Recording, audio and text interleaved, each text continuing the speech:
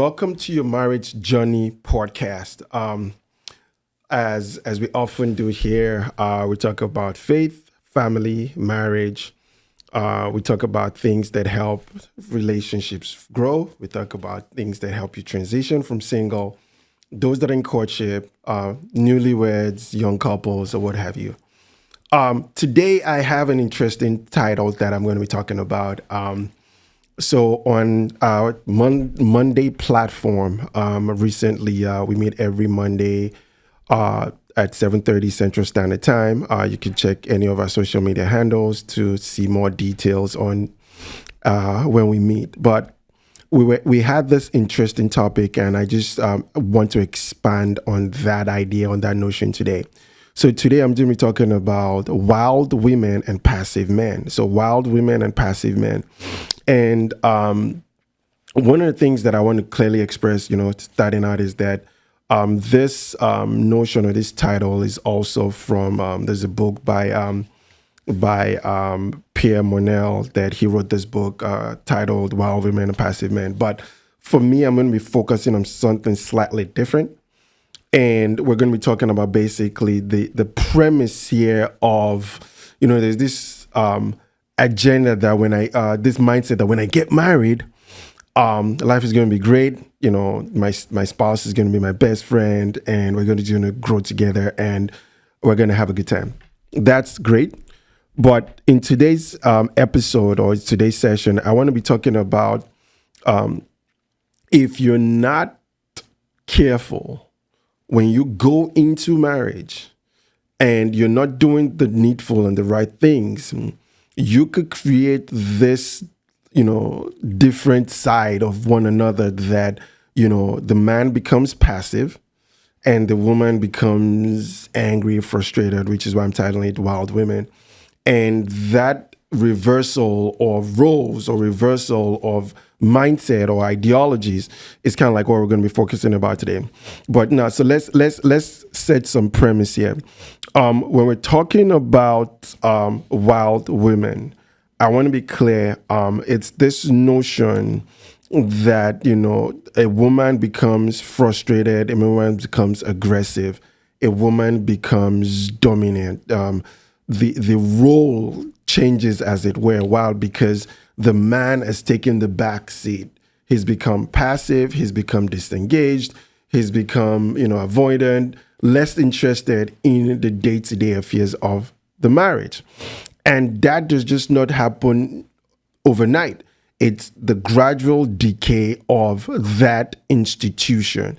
As we would have it. So when we talk about wild women, when we talk about passive men, it's this idea that, so for example, it's this idea that the man is out there killing it, working corporate America, corporate wherever you are, you're doing your corporate jobs, you're building that business, you're building that legacy, even ministry, you're doing ministry, and you seem to be excelling in that area of life.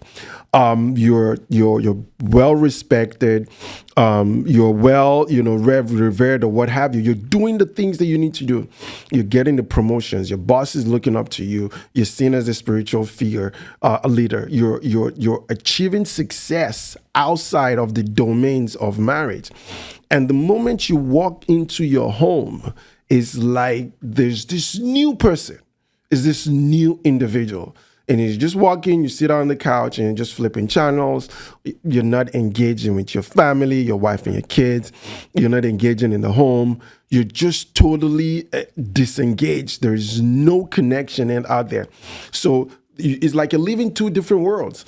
And then your wife cannot reconcile, wait, what? You're doing all these things out there. And when you come back, it's kind of like we, the family, you kids and myself, for those that are married, we're kind of like getting the leftovers. Or matter of fact, we're not even getting anything. So that spiral creates this frustration. And then now the wife starts to pick up the more dominant role. And then before you know it, she's just becoming this angry, feisty individual because you as a man, you are not stepping up. So if you don't play your part as a man and she doesn't play her part as a woman, roles are going to be reversed.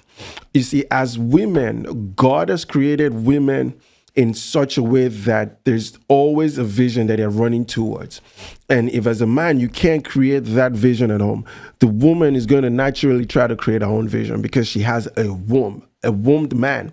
She's used to you giving her a seed, nurturing that seed into a harvest. You give a woman a seed, she gives you a baby. So she's used to going to work to create something. And if you're not able to create, this wild woman is going to come up. So we're talking about wild women and passive men. So the first thing that I want to say is what creates a wild woman or what creates a passive man? One of the things that I'll say is role confusion harms relationship. So when our roles are confused, so society has increasingly blurred that line that is natural and biblical, the natural order, the biblical order of the male and female roles in relationship or in marriage. And it's creating this, this cultural expectation that is creating a decay in the home, that is creating resentment, that is creating distrust. Why? Because of societal expectations. And when you think about what it is today, right, there's the pressure of society that if you're not careful can alter the trajectory of your home. I want to be clear. You see, when it comes to relationships, it's kind of like a ship. When you think about a ship, the concept of a ship that weighs this 1,000 of metric tons, it doesn't sink. Why? Because it has the ability to make sure that water does not come in and stay in. The moment water starts to come into that ship and stays in that ship is going to sink. It's only a matter of time. What do I mean by that? If you're not letting the garbage of the outside world, the society, come into your marriage and stay in your marriage, your relationship has 100% chance of success if you will do the work, if you would apply the principles, and if you will follow through with your own commitments. So what creates a wild woman is when roles are reversed. When you start to, again, the man, there's no leadership in the home.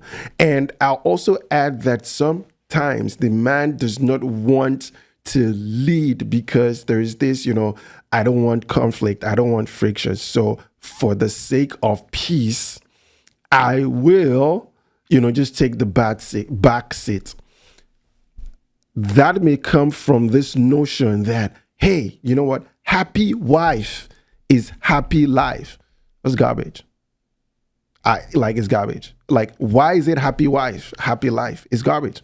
And I understand the mindset of you wanting to take care of your wife. But usually when you say things like happy wife and happy life, or it creates this false sense of identity that your wife always would have a way.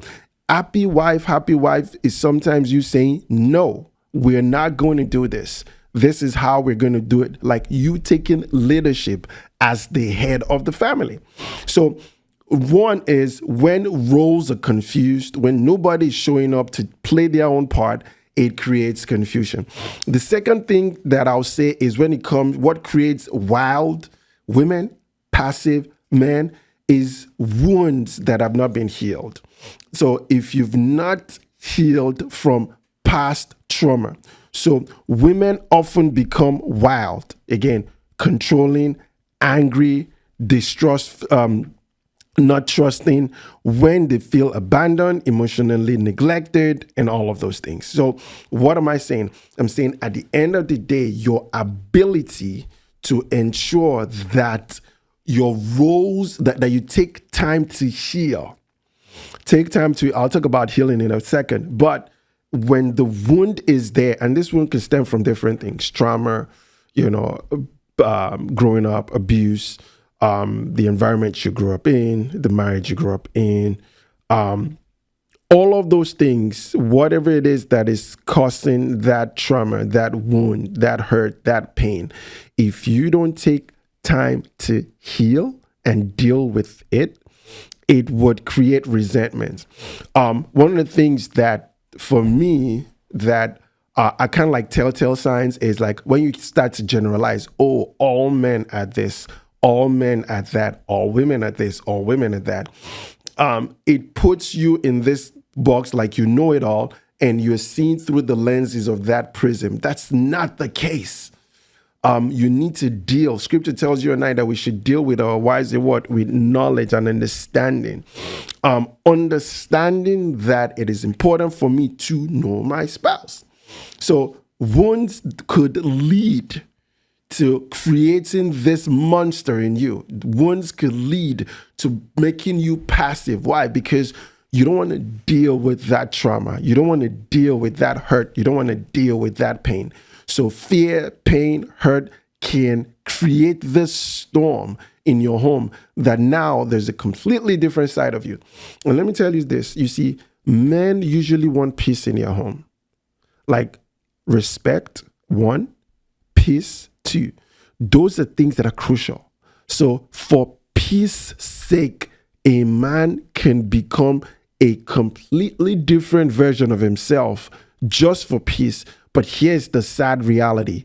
You're not going to like that version of him. He's not going to like that version of himself. It's a coping version. It's just to cope, not to even thrive. It's just to survive. Now he's just barely coping. Why? Because this union has created this monster of a man and this monster of a woman. Now, the flip side is when we talk about men, let's talk about the fact that the man becomes passive. Why is the man becoming passive?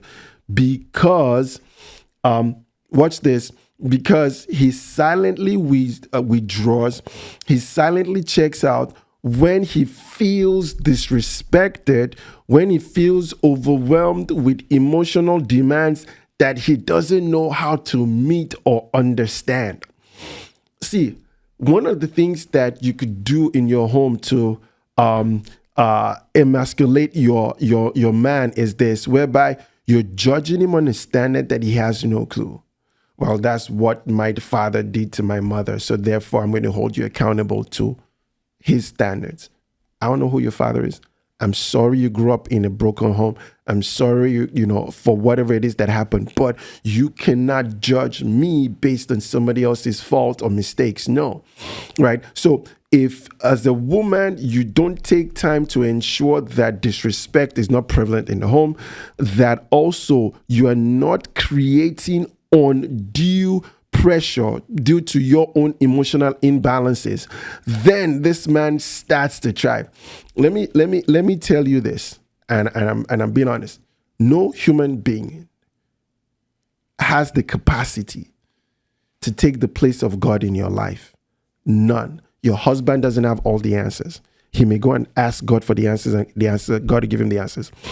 He doesn't have the capacity to carry all of your emotional instability. You have that responsibility to do that.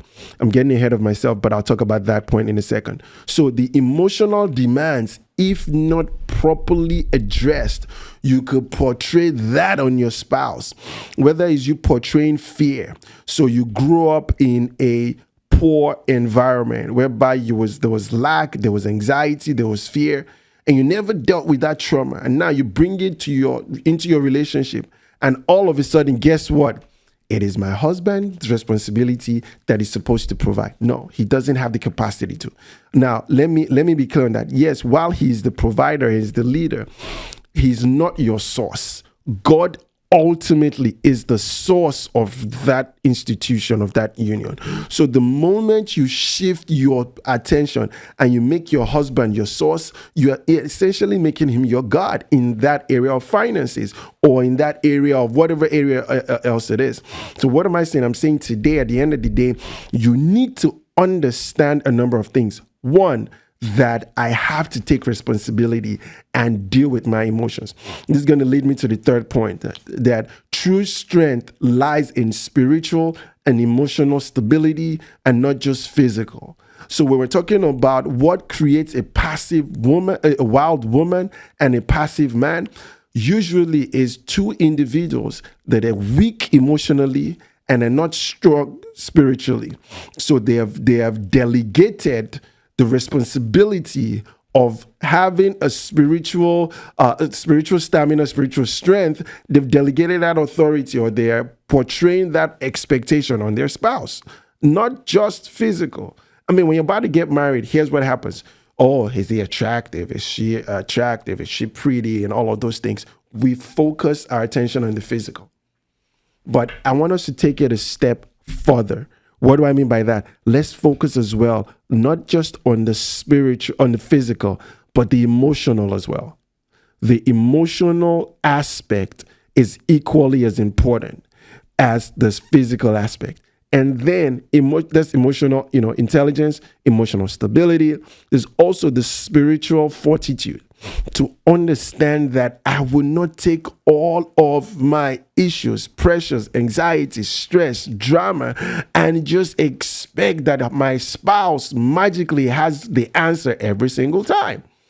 No, I have to take a step back, particularly as a Christian, to understand that if I am feeling anxious about any area of life, my source is not my spouse. My source is God. Now, God can meet that need through my spouse. And I want to be clear on this. So, you see, when it comes to love, I'll give you an example. When it comes to love, you don't have the capacity to love your spouse the way they need to be loved. No. But if you lean on God, God can show you and God can love your spouse through you. Why? Because God's love is infinite. It is endless. You are human. So you have times where you're emotional as well. You have times where you're like, I just don't want to deal with this. You have times where your love tank is depleted. What happens then? You still expect to show all of that. And that is when you tap into your connection with God. So what am I saying? I am saying that if you're able to continue to feed that relationship with God, it further strengthens your home. Oftentimes, we project that expectation on our spouse. You see, the goal here is for men to reclaim godly leadership.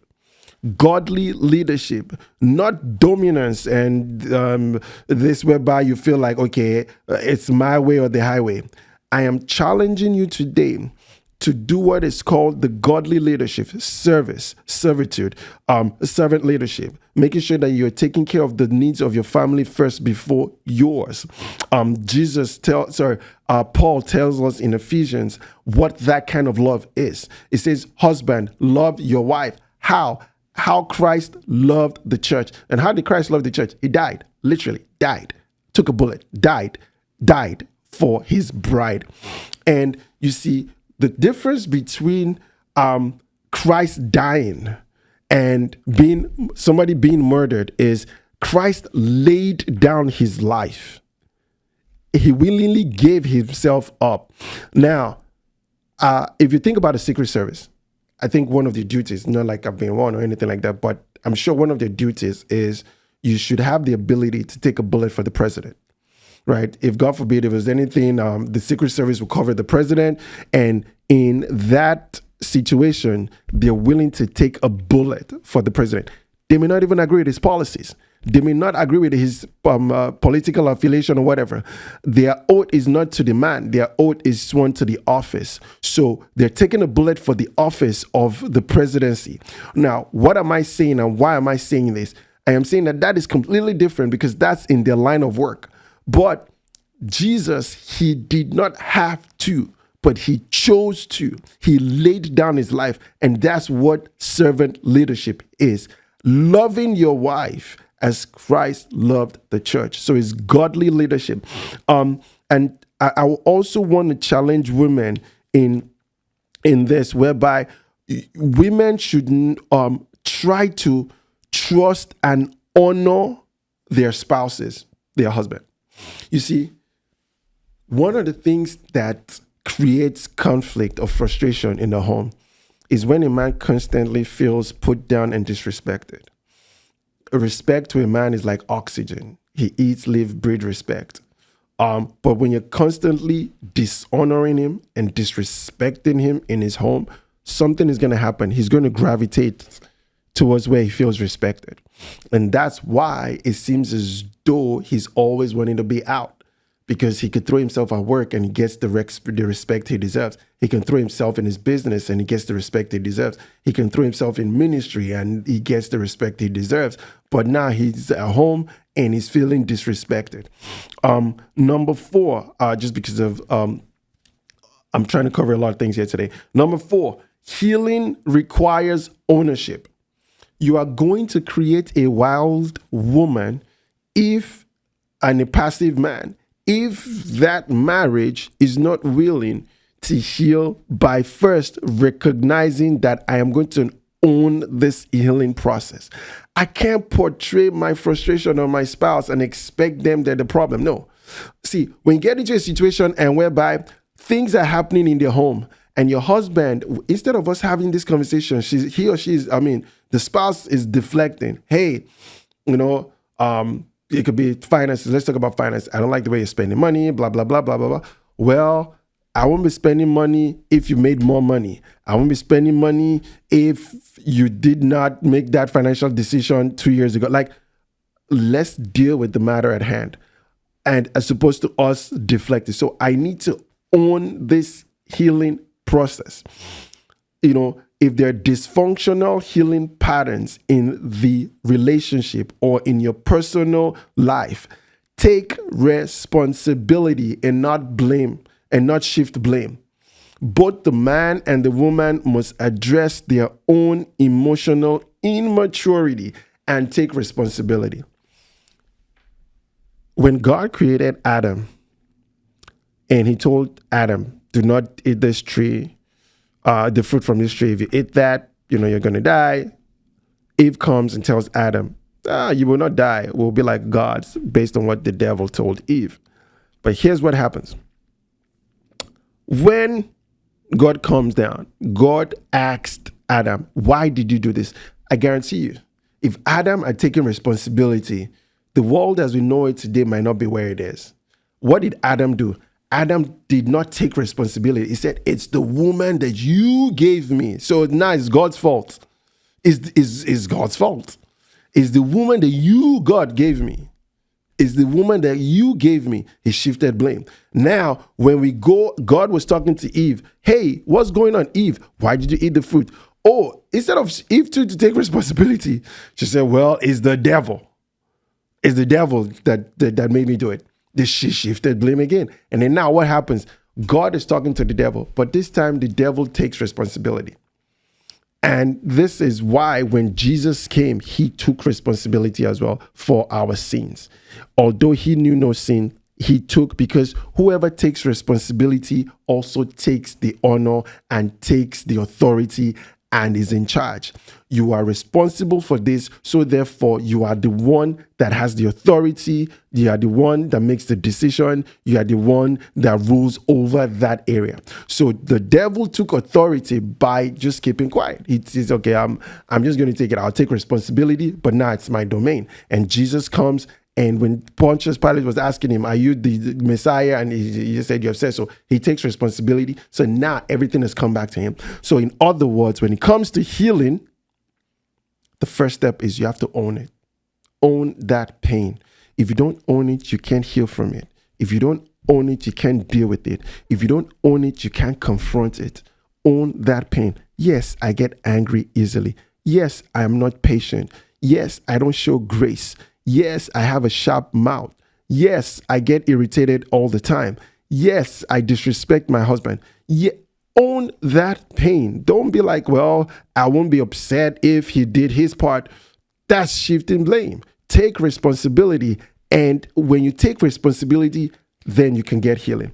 And then the last thing I'll say, at least in this segment, is this.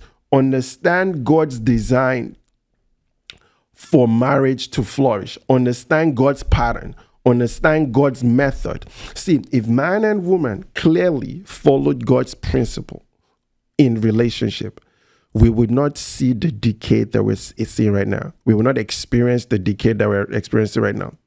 You see, biblical roles, when properly understood, would do certain things, would free individuals to flourish rather than enslave them. I say that again. Biblical roles, when properly understood, would free individuals rather than enslave them. Leadership and submission are mutual acts of love, trust. Love and trust are leadership acts. So love and trust are things that leaders understand, and when they execute clearly, it helps them build their organization, in this case, their home.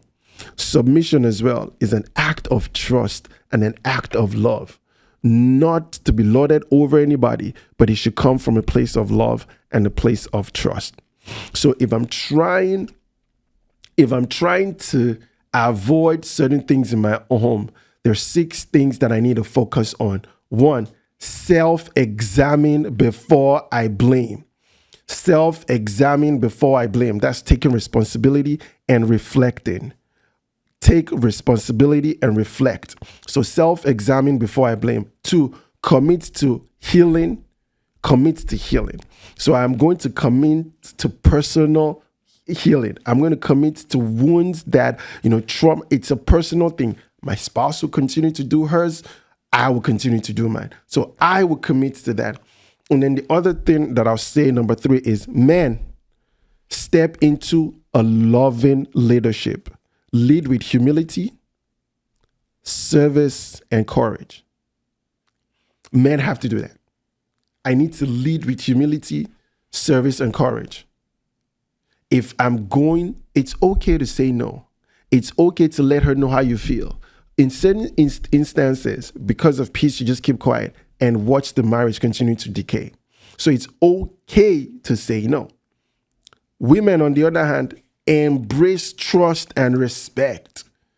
That desire to control every single outcome, let that go. Focus on discernment. The Bible talks about this in Ephesians 1. Paul was talking in Ephesians 1:17, that I keep praying that the God of our Lord Jesus Christ, the glorious Father, will give to you and I the spirit of wisdom and revelation in the knowledge of him, that the eyes of my understanding will be enlightened. I love that verse of scripture. It's one of my core emphasis. So I'm telling you, as a woman, don't try to control all of the situation, all the situations. Why? The more you start to control, the more he's going to withdraw. And he'll just let you take the reins. And then you get frustrated why he's not taking charge. He can't take charge because you've controlled all the outcomes. And then number 5 is rebuild relationship pattern God's way. So if there's anything that has been broken, try to rebuild it God's way. Try to rebuild it God's way. As married couples, there's no reason why you should not be reading the Bible. So I'll give you this homework. Genesis, read it as a couple. Ephesians, read it as a couple. And then also the epistles. 1 Peter, you need to read that as a couple. Also John, 1 John 1-2, read that as a couple. Sorry, 1 and 2 John, read that as a couple. And then the last thing that I'll say is prioritize open and respectful communication. You and I need to prioritize open and respectful communication. One of the last things you want to do is continue to disrespect your spouse in the beat of, I'm just telling them, I'm just letting them have it. How's that working for you? Respect and open communication helps foster growth in relationships. Until I come your way again, this is Toyosi Egbogbo from Your Marriage Journey. And this episode, we're talking about wild women and passive men. I look forward to seeing you in subsequent episodes. God bless you and have a wonderful day.